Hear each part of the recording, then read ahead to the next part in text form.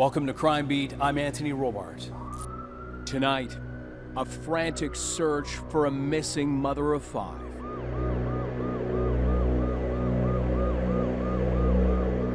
So she's able to make a phone call to a friend of hers at 11:01 p.m. and she asks for help. She says that she's being raped. There was no doubt in our mind that something horrible was happening to her, and we needed to find her right away. We just didn't know where. Hi, you reached Arceli. Please leave your message. Thank you. The urgency was through the roof. The emotions are through the roof. You couldn't, in your worst case scenario, could never have imagined it would turn out the way it did.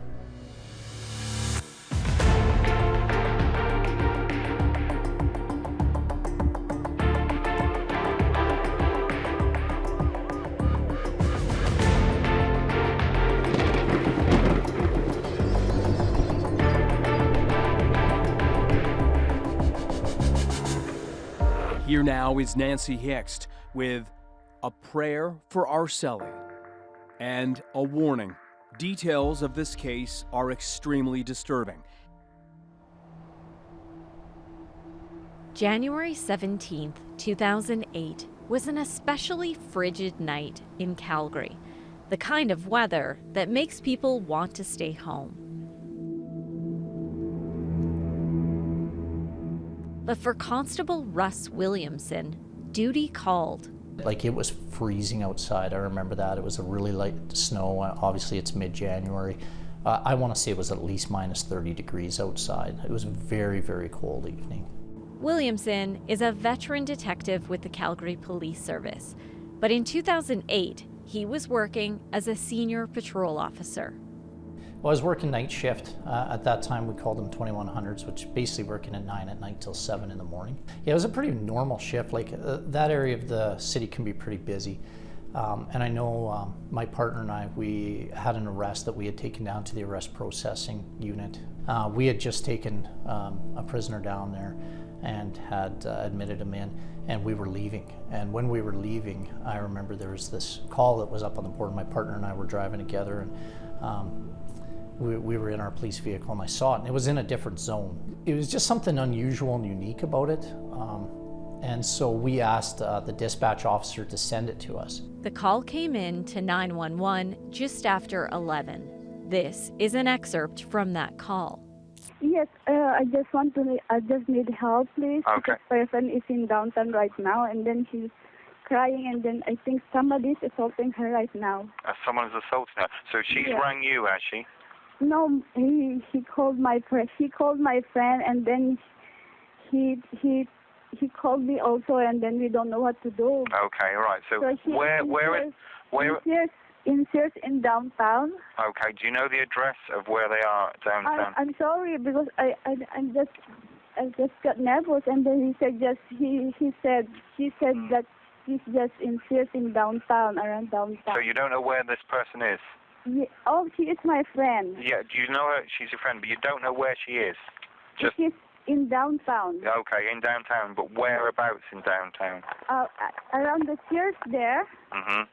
Yes, that's the place, she said. And she's rang saying she's being assaulted by... Because she's working around downtown. Mm-hmm. But she said she's been attacked by who? But I don't know, because maybe some men, because he said they're trying to rape her. It was just a unique call, because the way that it came was that a third caller had called to say that they had received a call from a friend who was claiming to be raped and murdered. And like in all my policing career, I've never had that again, right? I didn't have it before, and I haven't had anything like that since. It's so unique that somebody would call someone else to say they're being raped and murdered, and it would go. And sometimes, you know, we get unusual calls. We get things that are weird. So we, picking it up and looking at it, we're like, okay, there's obviously a lot of things that we got to do here to figure out exactly what's happening. Is this legitimate? Is it not legitimate? And if so, where is the person? We need to speak to them, see, just kind of figure out what's going on. A second call came in to 911 just minutes after the first. Calgary Police Emergency. There's something happening on the 8th Avenue. There's a Filipino lady called me that he needs help in that road. Okay, are you there? I'm not there because I'm driving because it's difficult to drive. And he said there's a guy raped her. A guy what, her? I'm having a hard time understanding you. Raping her. There's a guy raping her. Okay. Yeah. Okay, do you know, so you passed by? No, I am the friend of that girl. Okay, so she called you. She called me. Why wouldn't she call, does she have a phone number I can call her at? Once again, there was some confusion. And this girl called you and said she's in some kind of trouble, but you don't know where she is. Yeah, she is along the 8th Avenue because she's working at the office of computer there. Okay, if she was in trouble, wouldn't she call police though? Maybe she don't know where to call it, but I'm sleeping. Okay. And she did call me, and I don't know what to do now. What's her name? Arceli. The 911 operator tried calling Arceli's phone directly.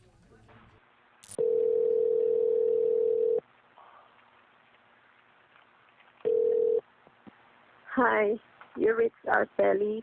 Please leave your message. Thank you. The operator tried a second time. It's the police here. Please pick up your line.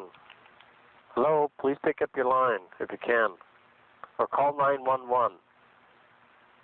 And then a third. Arceli, it's the police again trying to get a hold of you. Please call 911 if you need the police. Let us know where you are. Thank you. There's those times where as you're getting more information, you're like, whoa, we've got a serious, you know, this just isn't one of these random calls that we get through that people are making a prank or making something up. This is absolutely legit. The urgency's kicking up quite a bit. Racing against the clock, the search for Arceli intensified. Williamson contacted Arceli's friend, Melchor. And speaking to him for me was, that's something you never forget as well, right? And he said he originally received a call from her when she said that she had left work. And she called him to say that a strange person was following her. So she originally got that, and he asked her to keep in touch with him, right? And it wasn't 10 minutes after that call that he got the second one.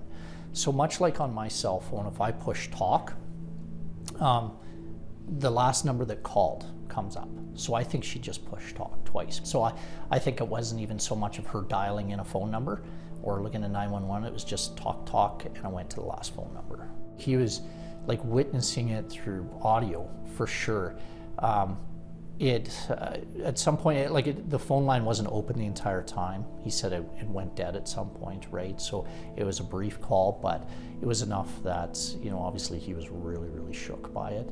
Right away, he's urgent. He's going to go down and try to find her. He lets another lady know that, hey, call the police while I go do this, right? But there was no doubt in our mind that she was, that something horrible was happening to her, and we needed to find her right away. We just didn't know where. Coming up after the break, police turn to Arceli's employer for help as the frantic search continues.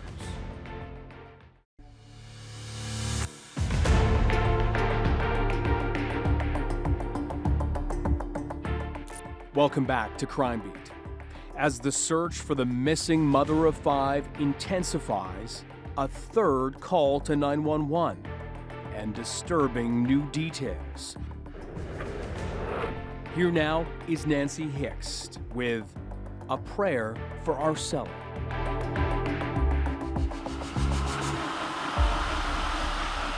Police retraced Arceli's steps. Their first stop was her home in southeast Calgary, where officers spoke with her roommate. She said that Arceli was, she was a wife, she had kids, they were, her husband and kids were back in the Philippines. She was just renting a room there. She was working in Calgary, providing money back to her family in the Philippines to help them come over. Where she worked downtown Calgary, she got off work normally around 10 o'clock at night, usually arrived home around 10:30 to 11, that she took the transit. Very, very out of character for her to ever be late. She never, ever didn't come home on time. From what we knew at that point was that You know, she had made a distressing call to her friend, who in turn had called another person. We knew that she was at work. Well, we believed she was at work and that she had left her job and that something had happened to her. She was attacked somewhere downtown Calgary. That's what we had believed. By then, it was well after midnight, about an hour after the original call for help. And that's what we were frantically trying to find at this point, is where is our starting point? Where do we need to be, right? So we're trying to timeline, if you will, as to where the last time she's been seen at, where has she been at, or where does she work, what's all this stuff. So finding her work was going to help us be able to determine the route home. Once again, Williamson turned to the original 911 caller for help. She didn't know where she worked, but she knew, or the address, but she could point it out to us.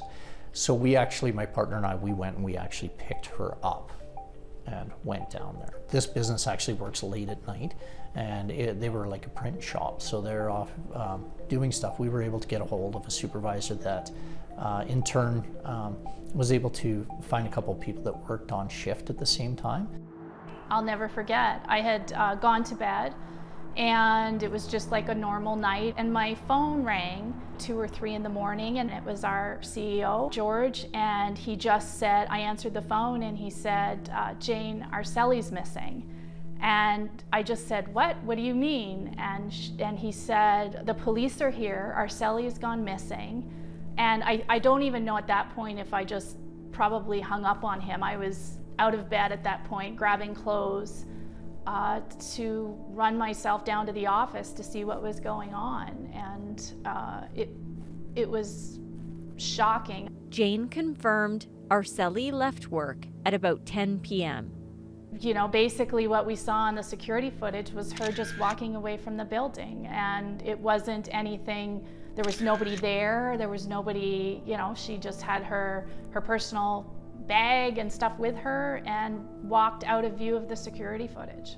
The police had told me she had made a phone call, and that's what, you know, they were trying to base everything around. And I like, there's nothing that prepares you for, as a leader, as a manager, nothing prepares you for this type of situation. So you're just truly desperate to gather whatever information, and I just remember my mind racing. Well, what could have happened? It was very scary, and very you just had this feeling that it wasn't going to end well. You couldn't, in your worst case scenario, could never have imagined it would turn out the way it did. Hours went by, but there was still no sign of Arceli. Police continued their frantic search of downtown Calgary. The information you're receiving, and even from Melkor, he had told us that, yeah, she was in a park downtown. She was downtown, just left work. So that's all we're hearing. That's all we're thinking is downtown. We're urgently trying to find her. She's got to be downtown. I know I had contacted the transit security to see the transit station was there, see if we could get video to confirm if she was there and if somebody was following her, right? So we're trying to get all these different things coming back to us. Every officer available that night was brought in to search for Arceli. We just conducted a big grid search downtown, and we did a couple different searches down there. We looked at everything. We went through all the parks, went through the back alleys, went through any of the big garbage bins and stuff like that. We went through everything, and we just couldn't find her. The urgency was through the roof. The emotions are through the roof, right? Overnight, temperatures dipped below -19 degrees Celsius, with blowing snow. That extreme cold put extra strain on officers and added to their concern for Arceli. And I remember at the end of the last search, we were going back to the office because we were off shift, and it was about 5:30 in the morning, and we were done at about 6. And obviously we have to fill out all these reports and everything because this isn't going to end. They're going to keep searching for her after this, right? But it's just, you look back on these things, and I remember my partner and I were driving from downtown up through Memorial, so we're driving right by Grace Baptist Church. That's when another call came into 911. I'd like to report an incident of some sort. I was walking to the bus stop this morning, and I found a dead lady. You found what? A dead woman. Where? in Calgary, in Franklin Station. Are you there right now? Well, I'm not there with the lady, but I'm at the station. And you can tell us where she is? Yes, I know where she is. And you are sure she's dead? She's not getting up. That operator then put the caller through to police. A warning, details you're about to hear are extremely graphic and disturbing. Hello, ma'am? Yes, hi. So, can you tell me what you saw? Well, I was walking down the bike path and I saw a lady on the ground. Mm-hmm. She was not moving. She had her pants all the way down to her ankles. She had her pants down to her ankles. She had her pants all the way down to her ankles. She was pretty much half naked. Okay, now where was she where you saw her? Do you know where the Franklin Station is? Yep. Well, right beside the New Baptist Church, behind where the bike path is. There was blood everywhere, though. After the break, the officer who was tirelessly searching for Arceli responds to that 911 call and makes a chilling discovery.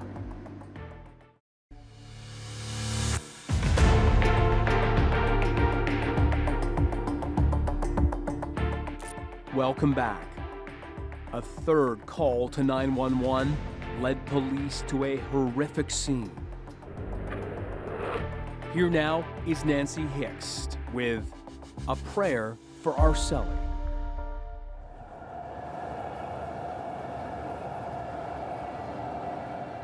Detective Williamson said it's hard to put into words how he felt when that call came in.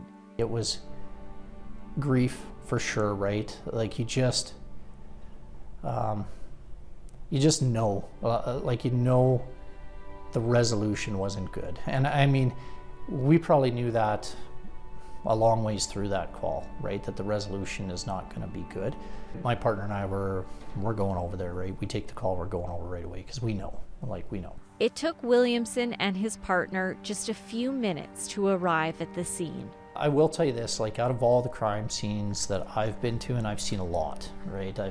Being in major crimes, being in a homicide, I've seen a lot of crime scenes. This is the worst one I've ever seen.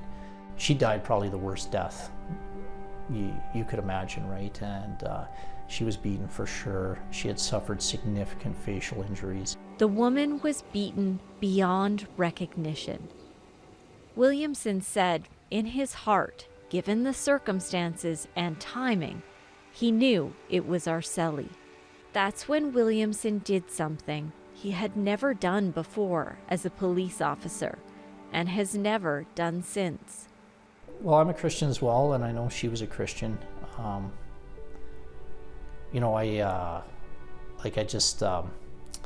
remember kneeling down beside her and I said a prayer for her, and I think I touched her hand or something, and I said a prayer for her. The body was found just a few hundred meters from the transit station and less than a 5-minute walk from Arceli's home. In hindsight, you look at that and you're like, why did I not go that route? Like, why did I not, or even think of that to go that specific route, right? And that's something that I've carried for sure with me. The homicide unit took over the investigation. At that time, my partner was the primary for the file. And when the call comes into homicide, they get a team together and they'll start with the preliminary investigation. So in this case, this was a true whodunit. When you look at the scene, you have to go with what's there. So it's not giving you a lot about the two people who were involved in the incident initially. So it takes a lot of work to start figuring out how did they cross paths. There's probably about 45 minutes that the offender spends with Arceli. It's a very difficult case to imagine when she remembers the last few moments suffering in the cold and with the suspect. It was difficult for the medical examiner to positively ID the victim, even though all evidence pointed to it being Arceli. A warning, these details are extremely graphic, but they're critical to help understand the impact this case has had on Arceli's family and police. It's also important to understand the difficult work that laid ahead for investigators. The injuries to Arceli were so traumatic. They included lacerations to her face and head, a broken orbital bone, which is under the eye, a broken jaw, nose. The swelling would have distorted her appearance quite dramatically. So the friend was unable to identify for certain Arceli. And the siblings, the brother and the two sisters, also could not be 100% sure, but they believed in their heart it was her. So for the medical examiner, he then relied on the fact that it's a very traumatic situation. In fact, I had to transport one of the sisters to hospital. She didn't have a heart attack, but she was so badly traumatized by seeing her sister in the state she was in.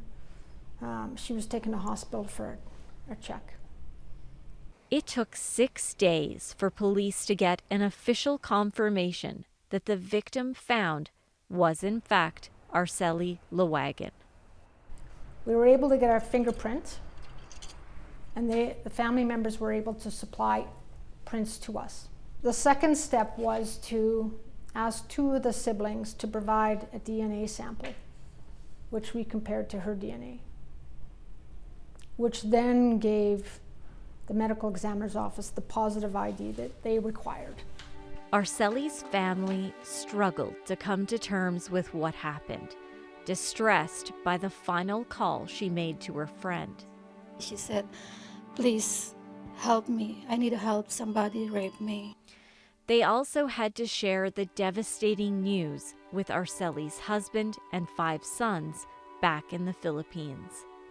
I cannot speak to them clearly because they just cried and cried, knowing their mother's gone, totally gone. So it's hard. Whoever's witnessed the crime, at least try to come forward, and that may help to give justice. Arceli's co-workers also struggled with the loss. That was probably one of the worst moments, certainly of my career, and one of the worst moments of my life, having to tell our entire company that we'd lost a team member in such a way. Once I learned she was sending money home every 2 weeks at payday, and I remember literally standing there in the middle of this chaos, doing math in my head about when was payday and when were her kids going to be expecting the next money transfer from mom. And so I said to our CEO at the time, "We can't stop that." He said, "Let's raise some money, let's take it to the next level." So that's, we just knew we couldn't do anything to help those kids. They'd lost their mom, but maybe we could take away the financial burden, which really became the only thing we could do. And selfishly, it was to sort of make us feel better as well, because we just were, the entire company was at a loss.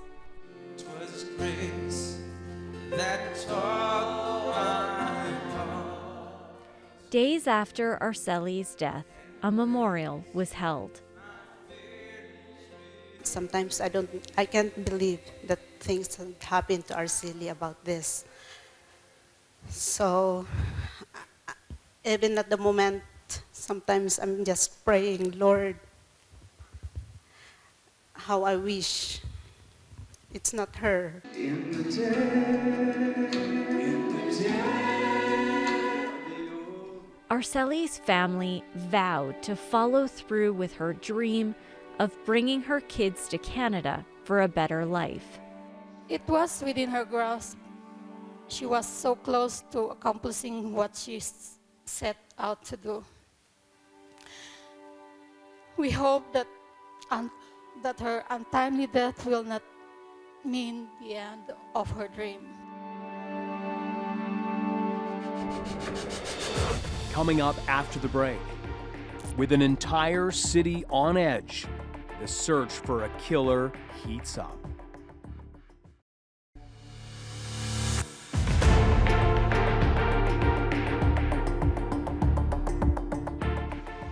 As police track Arceli's killer, surveillance video provides a shocking window into her final moments. We now return to A Prayer for Arceli.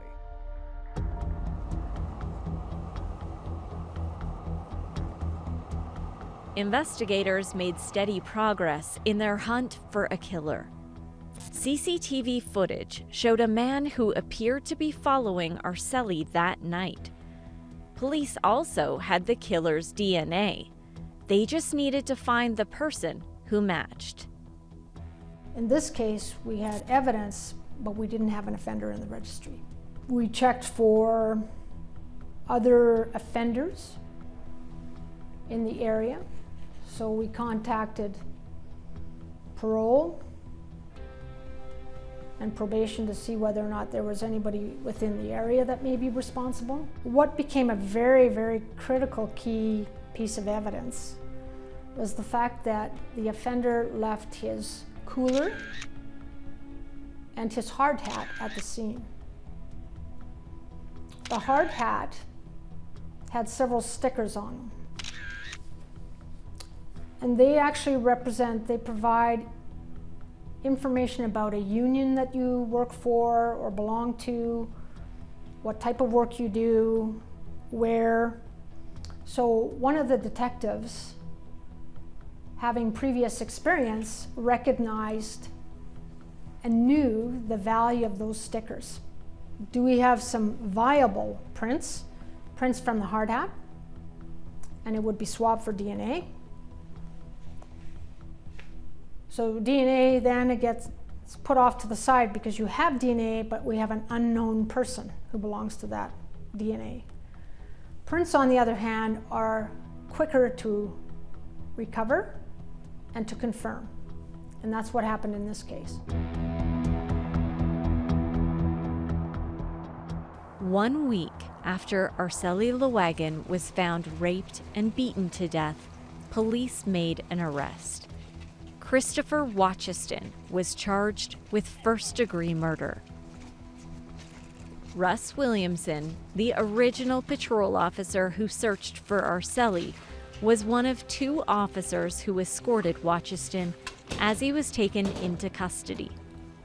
I think they knew how much it bothered us and how much work we'd put into it, so they wanted, I think in their way, to give us a bit of closure as well. So when they ended up arresting him, they invited us up to be there with the investigative team.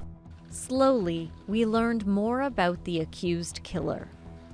He was a young man, 22 years of age, who had come from Ontario to work in Calgary. He had 2 other brothers. He lived with his dad. Court documents revealed Watchiston's mother was murdered when he was in grade 9, living in Regina. He dropped out of school shortly after that. He had some other criminal offenses that wouldn't put him in the same ballpark as this offense did. So this was a really extreme departure from what we had read about him in his files. When Arceli was killed in January of 2008, Watchiston was out on bail for an assault charge from an incident about 7 months earlier. And he was out on bail accused of shop break and committing theft at a Calgary business when he was arrested for the June 2007 incident. Arceli's family expressed relief and gratitude to police that Watchiston was in custody. We like to take this chance to say thank you very much to the Calgary police for their efforts countless time to come up with the answer. It's, you know, the system is working for us, yes. They surrounded us, and they made us feel like we were heroes. And yet, all you could feel was the devastation and the weight of what they would have to carry for the rest of their lives. So you sure don't feel like a hero. You do your job, you try to do it as quickly and to the best of your abilities. That's what we did. But that was the community that Arceli was part of. Days after the arrest, a vigil was held for Arceli. Family, friends, and complete strangers walked arm in arm as they retraced her final steps from the Franklin LRT station to where her lifeless body was found hours later. They carried candles and signs, and her grief-stricken sisters laid flowers in the snow.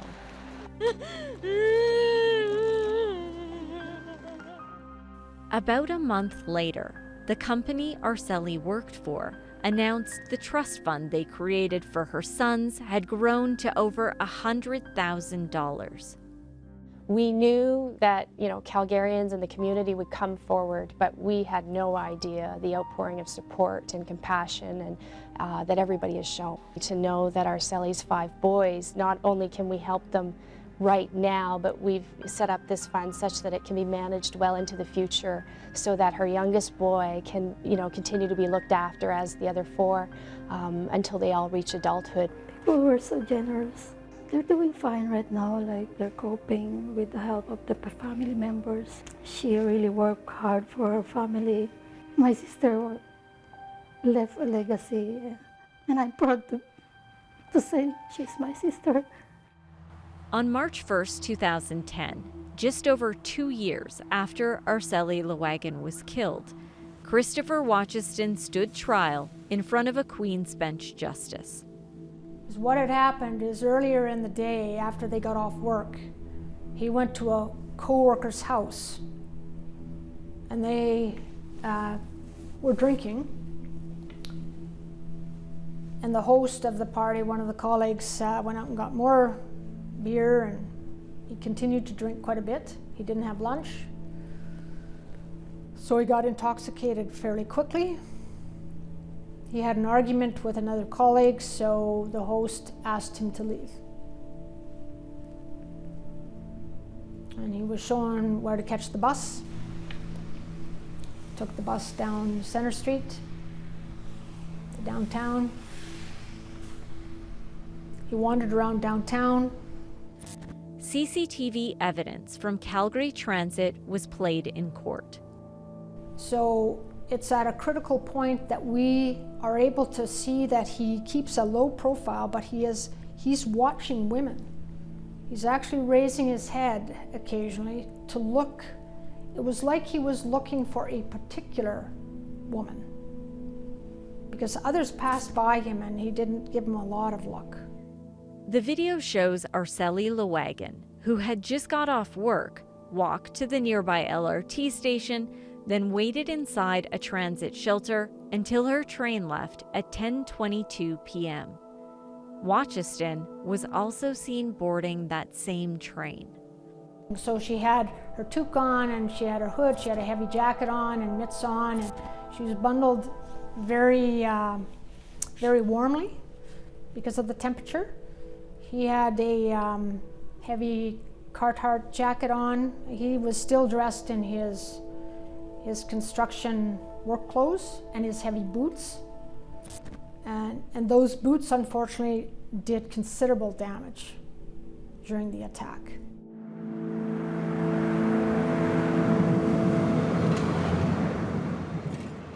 Surveillance video from the Franklin station, Arceli's stop, painted a haunting picture of what happened next. It was very obvious that if he was looking for someone, he found her. Coming up, Arceli's final moments are shown in court, and a surprise witness.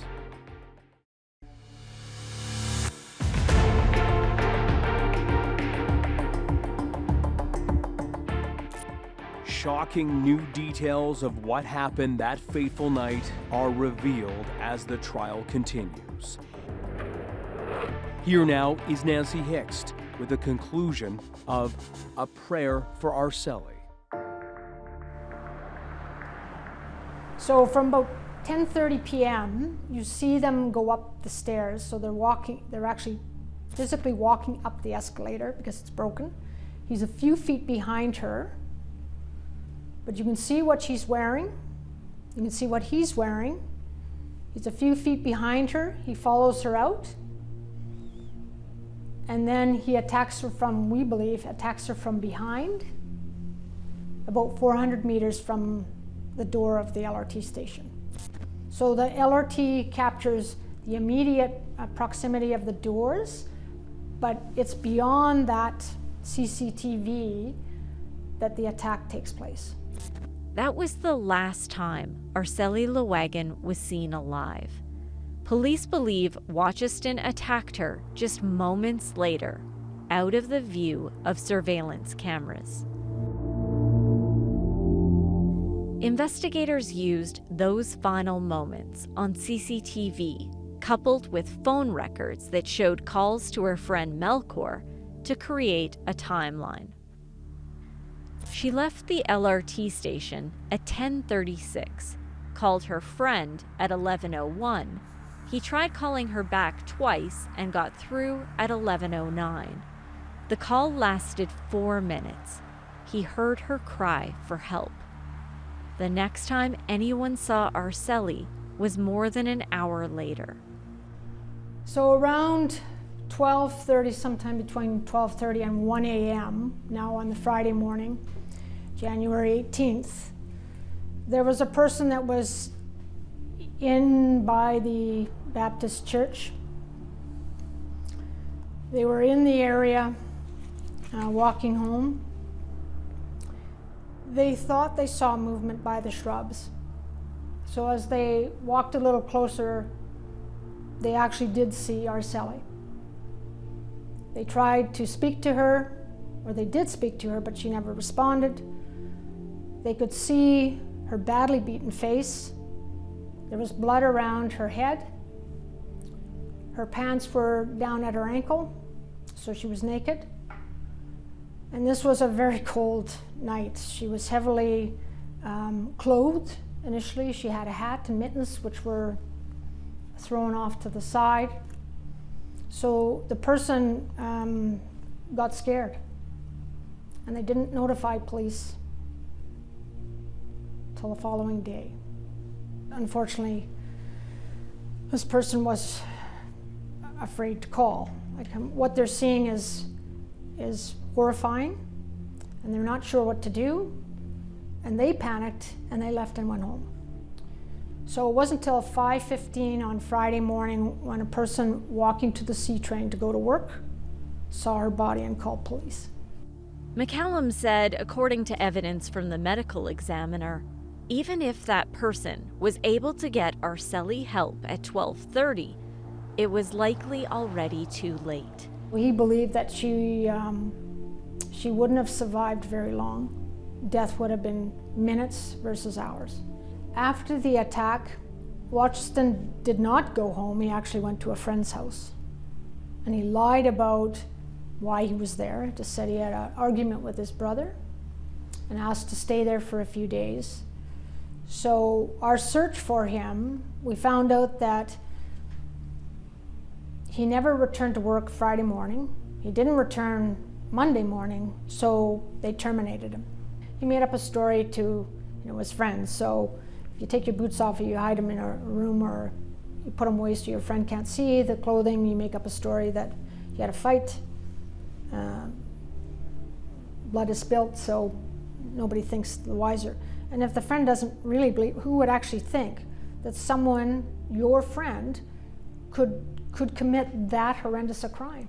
Court heard police executed a search warrant at Watchiston's friend's home where they uncovered key forensic evidence. So her blood was found on his clothing and his boots. We can use the size of the boot. The heel mark would be able to be matched to the injuries on the face and head. So those just confirm then for the medical examiner that this is what caused the injury, but she ultimately died of the head trauma. Watchiston was wearing work boots, which are steel-toed, heavy construction boots. They have a very hard heel, steel toe, so he had kicked her many times, and we learned later that he knew that she had made a phone call, and so he was trying to stop that. And so he focused on her face so that she would stop, and he was hoping to cause a brain injury which actually would impair her memory. Police also recovered Arcelie's purse. His fingerprints are on the purse. He has a piece of her currency that she kept in her wallet. He kept that, and I'm not quite sure. Stranger things have happened, I suppose, but one never knows what goes through someone's mind when, if you're trying to get rid of evidence, why you would hang on to one piece of evidence.